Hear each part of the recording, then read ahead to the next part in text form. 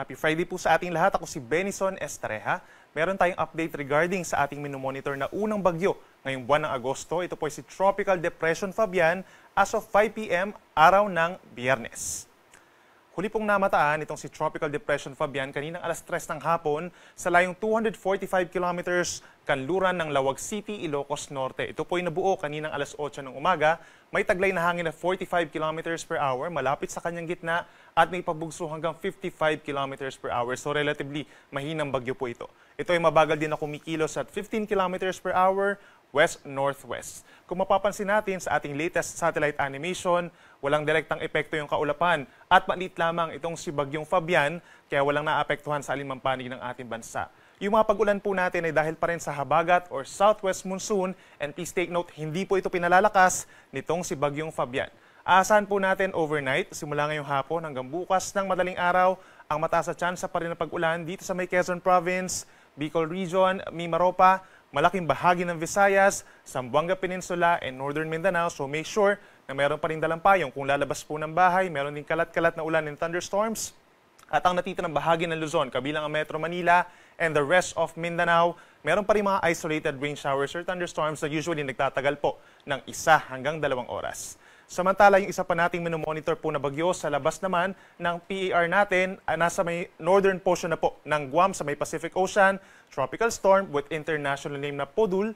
And as of 4 or 3 in the morning ay nasa higit 2,400 kilometers po ito, silangan ng extreme northern Luzon. Mas malakas po siya, tropical storm category with 75 kilometers per hour maximum sustained winds and gustiness up to 90 kilometers per hour. At sa ngayon po, dahil malayo at maliit din itong si Bagyong Podul, hindi po ito nakakaapekto sa ngayon sa malaking bahagi ng ating bansa. Base naman po sa latest track ng Pag-asa regarding dito kay Bagyong Fabian, inaasahan nga nakikilos ito ng mabagal pero posible na rin itong lumabas ng ating PAR pagsapit po mamayang gabi at patungo na dito sa may ilang bahagi po ng West Philippine Sea. And at the same time, within the next 12 hours, hihina pa ito bilang isang low pressure area dahil dun sa tinatawag na malakas na wind shear or pagkakaiba po ng hangin sa itaas at ibabang bahagi po ng ating atmosphere. Kaya nasisira yung sirkulasyon po ng bagyo despite the fact na mainit ang karagatan po ng West Philippine Sea. At kung mapapansin po natin, tinuulit natin, maliit po na bagyo itong si Bagyong Fabian, kaya po hindi nakakaapekto directly yung hangin at yung ulan na nanggagaling dito sa bagyo. Wala po tayong nakataas na tropical cyclone wind signal.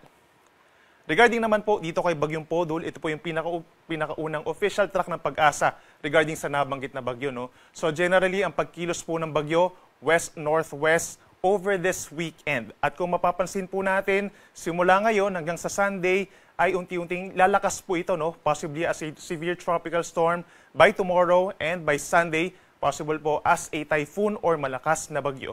Posible naman itong pumasok ng ating Philippine Area of Responsibility Sunday evening or Monday early morning. At kung sakasakali po na nasa loob ito ng PAR, ay papangalanan natin ito na Goryo o yung magiging pang-dalawang bagyo, ikalawang bagyo for the month of August. Pagpasok naman po niya ng PAR, mananatili pa rin itong bagyo over the northern portion of Philippine Sea as a severe tropical storm. So maliit lamang yung tsansa na magiging super typhoon pa po ito or napakalakas na bagyo. At kung mapapansin din natin sa ating latest track, napakaliit lamang ng tsansa na ito tatama pa sa ating kalupaan. If ever man po, dito pa rin yan sa may extreme northern Luzon, sa may lalawigan ng Batanes. And possibly, during that time po, ay makakaranas ng malakas na hangin at mga pag-ulan, yung outer rain bands na tinatawag natin, nitong si Bagyong tatawagin po natin na Goryo, pagsapit ng Tuesday and Wednesday. And by Wednesday, lalabas ito ng PAR somewhere dito po sa may area ng Northern Taiwan and Okinawa, Japan. Patuloy pa rin magantabay, possible pa mababago yung track natin regarding sa nasabing bagyo. Para naman sa lagay ng ating panahon, over this weekend, bukas, Sabado, August 9, asahan pa rin yung mga pag-ulan in some areas of southern Luzon dahil pa rin sa umiiral na habagat or southwest monsoon. Again, hindi po ito bagyo ang dahilan. Sa may Bicol Region, Quezon Province, malaking bahagi ng Mimaropa, and even portions of Batangas, asahin po sa umaga pa lamang, may tsansa na ng makulimlim na panahon at mga pag-ulan. So make sure na meron daladalang payong kung lalabas po ng bahay. Some areas din sa may eastern side, itong Aurora and Cagayan Valley, may tsansa rin po ng mga pag-ulan sa umaga pa lamang. Habang ang natitirang bahagi ng Luzon kabilang ang Metro Manila, partly cloudy to cloudy skies pa rin sa umaga hanggang sa tanghali at mataas muli ang tsansa ng mga pulu-punong pag-ulan at pagkidlat pagkulog pagsapit po ng hapon hanggang gabi. Sa Metro Manila, ang temperatura 24 to 32 degrees Celsius. Mas mainit sa may Tuguegarao City hanggang 33 degrees, habang sa Baguio naman 17 to 25 degrees Celsius. Sa ating mga kababayan po sa may northern portion of Palawan, kabilang Calamian Islands and Coron, asahan po natin na magiging maulap at mataas ang tsansa ng mga pag-ulan hanggang bukas ng umaga. Ganyan din sa malaking bahagi po ng Western Visayas, magdala po ng payong kung lalabas ng bahay dahil po yan sa habagat. The rest of Palawan plus the rest of Visayas, partly cloudy to cloudy sky, so mas mababawasan na po yung mga pag-ulan kumpara ngayong araw at may tsansa lamang po ng mga pulupulong pag-ulan or pagkidlat pagkulog sa hapon. Sa Puerto Princesa at malaking bahagi ng Visayas, posible pa rin uminit hanggang 32 degrees Celsius. At sa ating mga kababayan po sa Mindanao, kung nagkaroon ng malalakas na mga pag-ulan ngayong araw at kahapon, asahan po mababawasan yung mga pag-ulan natin bukas araw ng Sabado. So ideal po yung pamamasyal sa ating mga turista and possible din po tayong maglaba at magsampay ng ating mga damit po over this weekend for the entire Mindanao. Ngayon pa man, possible pa rin po na magkaroon ng makulimlim na panahon at mga kaulapan na sasamahan ng mga thunderstorms na saglit lamang po pagsapit ng hapon hanggang gabi, lalo na sa mga bulubundukin na lugar ng Northern Mindanao, Soc-Sargen, and Davao Region. Temperatura natin sa may Zamboanga City and Davao City, posible pa rin umakyat sa hanggang 33 degrees Celsius.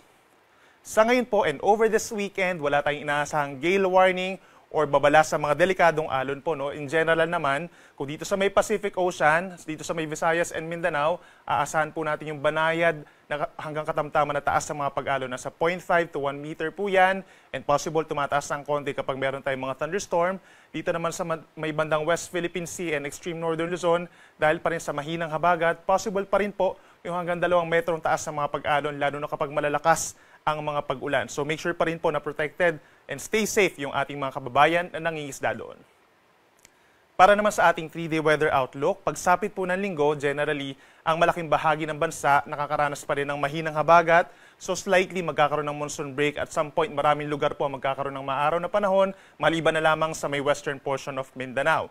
Then pagsapit ng Monday and Tuesday, malaking bahagi ng Visayas, Mindanao and Southern Luzon na magkakaroon po ng maulap na kalangitan, epekto pa rin yan ng southwest monsoon or mahinang habagat.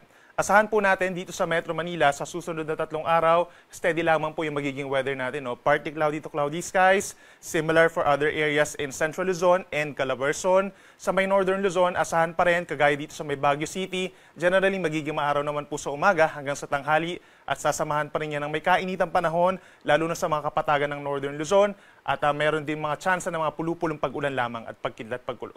At sa bandang Bicol, pagsapit po ng Tuesday, aasahan yung mas mataas na tsansa ng mga pag-ulan. Ganyan din sa lalawigan po ng Palawan, Monday and Tuesday magiging maulan po. So make sure na meron tayong daladalang payong po no, na pananggalang po sa malakas na mga pag-ulan. Sa ating mga kababayan po sa Visayas, inuulit natin no, by Sunday, malaking bahagi ng Visayas sa magkakaroon ng fair weather conditions, partly cloudy to cloudy skies. Pero yung habagat po magdadala ng maulang panahon, may chance rin ng mga light to moderate rains and thunderstorms po, lalo na po sa dakong hapon hanggang sa madaling araw po yan. Pero yung nature po ng habagat natin, dahil hindi po siya enhanced or pinalakas, scattered rains or kalat-kalat, mga on and off rains po yan. Gayon pa man, mag-ingat pa rin sa banta ng baha at pagguho ng lupa sakaling magpatuloy ang malalakas na mga pag-uulan.